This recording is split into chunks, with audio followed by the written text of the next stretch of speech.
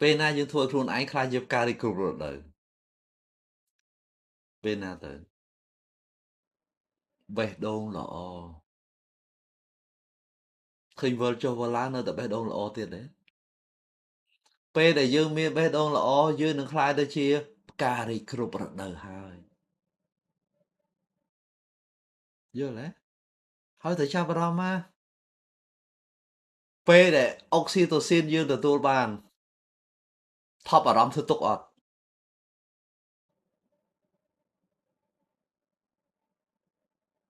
ពេលដែលអុកស៊ីតូស៊ីនទទួលបានចេញខឹងកើតអត់ចេញព្រួយកើតអត់ចេញខ្លាចកើតអត់យល់ទេ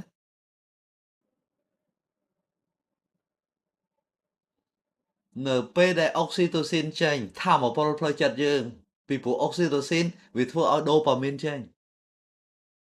ដល់ពេលថាមពលផ្លូវចិត្តយើងមិនខ្លាំងពេលដែលថាមពលផ្លូវចិត្តខ្លាំងយើងនឹងមានសមត្ថភាពគ្រប់គ្រងអារម្មណ៍បានយ៉ាងល្អ